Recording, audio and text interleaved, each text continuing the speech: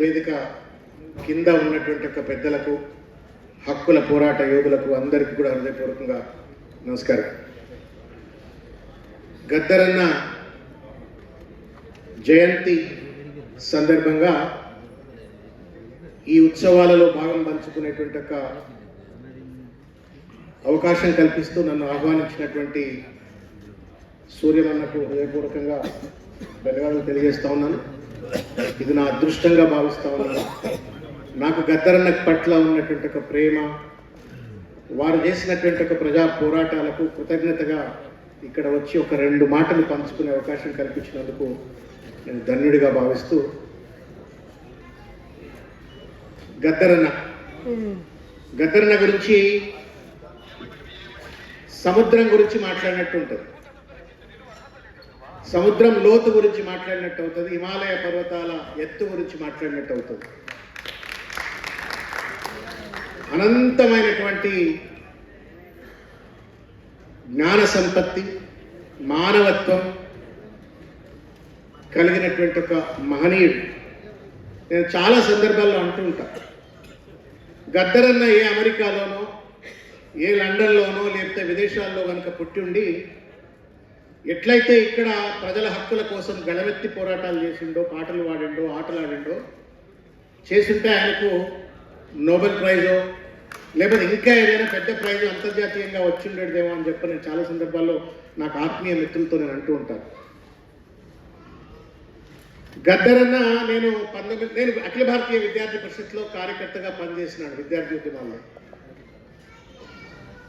కానీ ఒక జాతీయవాద విద్యార్థి సంఘంలో పనిచేస్తూ, ఒక కీలకమైన స్థాయిలో పనిచేస్తూ, ఆర్ట్స్ కాలేజీలో అప్పుడు జనరల్ సెక్రటరీగా కూడా నేను ఎన్నికల్లో గెలిచినాను.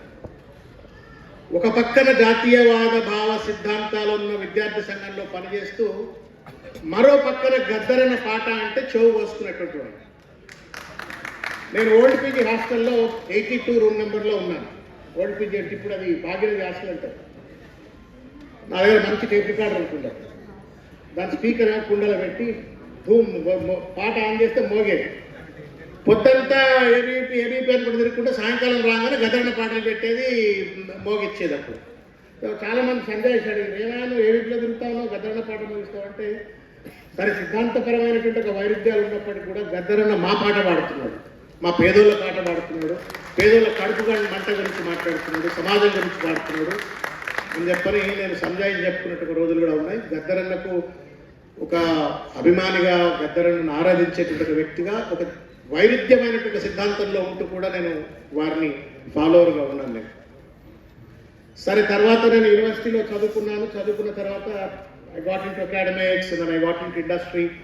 అట్లా ఒక 18 ఏళ్ల తర్వాత పవన్ కళ్యాణ్ రూపంలో మళ్ళీ రాజకీయ అరంగేట్రం చేసిన తర్వాత పవన్ కళ్యాణ్ గారు నేను కలిసి మళ్ళీ గద్దరన్నను కలిసినట్టు సందర్భం. అట్లా వారితో మళ్ళీ కూడా ప్రయాణం మొదలైంది. గద్దరన్న ప్రేమమూర్తి. ఆయన పాటలో ఎంత పౌరుషం ఉంటుందో ఆయన మాటలో అంత ప్రేమ ఉంటుంది. నేను 2018 ఎన్నికల్లో ఖైరతాబాద్లో పోటీ చేసి ఓడిపోయిన తర్వాత నిరాశ ఉంటుంది కదా, ఓడిపోయినాక అందరు నిరాశ, నిస్పృహ, ఏమైనా ఇట్లా కొట్లాడుతున్నాం, ఏం గెలుపు రావట్లేదు ఏంటని ఉంటే సడన్గా ఒకరోజు ఒక ఫోన్ వచ్చి, గద్దరన్న ఫోన్ చేస్తున్నా అంటే, అరే నేను ఇంటికి వస్తున్నారా, నాకు బువ్వ పెడతావా అని. ఆయన టిపికల్ డైలాగ్ అది, బువ్వ పెడతావా అని.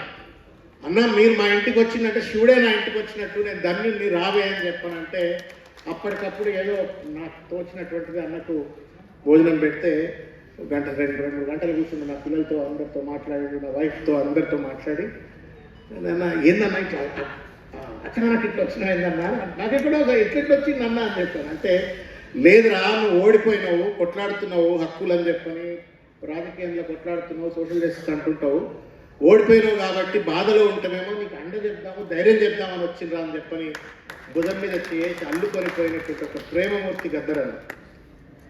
కాబట్టి గద్దరన్న గురించి ఏం మాట్లాడాలన్నా కొంత ఎమోషన్ కూడా అనిపిస్తూ ఉంది. ప్రేమమూర్తి, అంత ప్రేమమూర్తి మన రాజకీయాల్లో, సామాజిక నేపథ్యంలో ఉన్నటువంటి వాళ్ళు చాలా తక్కువ మంది ఉంటారు. అందరినీ ప్రేమిస్తారు. ఆర్ఎస్యు సిద్ధాంతం ఉంటే కూడా ఆర్ఎస్ఎస్ కూడా ప్రేమిస్తాడు. అంత ఒక అద్భుతమైనటువంటి ఒక మానవతావాదం ఉన్నటువంటి ఒక మహానుభావుడు ఆయన. నాకు గద్దరన్న పాట సిరిమల్లె చెట్టు కింద లచ్చు అమ్మనా, లేకపోతే మేము జైబోలో తెలంగాణ సినిమాలో అన్న కూడా నటించిండు, నేను కూడా నటించిన. పొడుస్తున్న పొద్దు మీద పాట అయినా, లేకపోతే రకరకాల ఆయన పాట వింటుంటే ఒక రకమైనటువంటి ఒక ఉత్తేజం, ఉద్వేగం కలుగుతుంది. అని అంటే ఒక ఓంకారం, ఒక ఆయన మేము నాకు బాగా గుర్తు, జైబోలో తెలంగాణ సినిమాలో ఆ పాటలో, పొడుస్తున్న పొద్దు మీద పాటలో కర్రకెర్ర అది గట్టి దాన్ని పట్టుకొని ఆడుతుంటాడు. శివుడు తాండం వేసిండేమో అన్నంత ఒక ఉద్వేగాన్ని ఆ రోజు తెలంగాణ ఉద్యమంలో కల్పించినట్టు ఒక మహానుభావుడు ఆయన. అయితే నాకు ఒక విషయం ఏంటంటే, సరే మన మధ్యలో లేడు ఆయన. తెలంగాణ రాష్ట్ర సాధన కోసం ఆయన పాటే ఆయుధంగా మారింది, ఆయన ఆటే ఒక పోరాటంగా మారింది, లక్షలాది మందిని చైతన్యపరిచిండు, హక్కుల యోధులుగా మార్చిండు, తెలంగాణ ఉద్యమంలో మమేకం చేయించిన మహానుభావుడికి తెలంగాణ వచ్చిన తర్వాత ఇప్పుడు మన ముందు ఒక కర్తవ్యం ఉందేమని చెప్పి నేను అనుకుంటా ఉన్నాను. సూర్యమన్న సరే, అవార్డులు whether they are legitimate or right wrong, I don't want to get into that discussion here. కానీ ఆయన పాటలో ఒక రకమైన ఒక మహత్యం ఉంది, ఆ పాట మహత్యం ఉంది, ఆ సాహిత్యంలో ఒక మహత్యం ఉంది.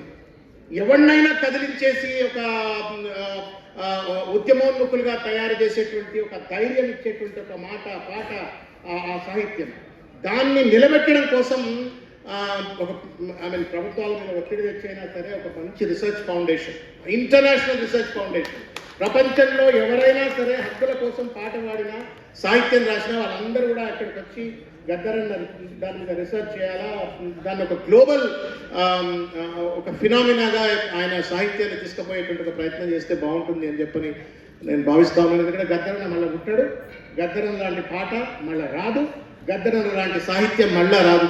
అంత అలవోకగా అట్లా ఒక అణబాంబు లెక్క ఒక పాటతోటి ఒక విస్ఫోటనం కలిగించేటువంటి ఒక శక్తిని సృష్టించిన మహానుభావుడు ఆయన ఏ లోకంలో ఉన్నాడో అన్న గద్దరన్నకు హృదయపూర్వకంగా నేను శిరస్సు వంచి వారికి నమస్కారం తెలియజేస్తా ఉన్నాను. నన్ను ఇక్కడికి ఆహ్వానించిన సూర్యమన్నకు నమస్కారం, వేదికపై ఉన్న పెద్దలు, మా పాశమన్న, బెల్లన్న, పృథ్వీ, మా చెల్లె, అందరికీ కూడా పేరు పేరున అందరికీ హృదయపూర్వకంగా ధన్యవాదాలు. మీ అందరికీ కూడా ధన్యవాదాలు. Thank you.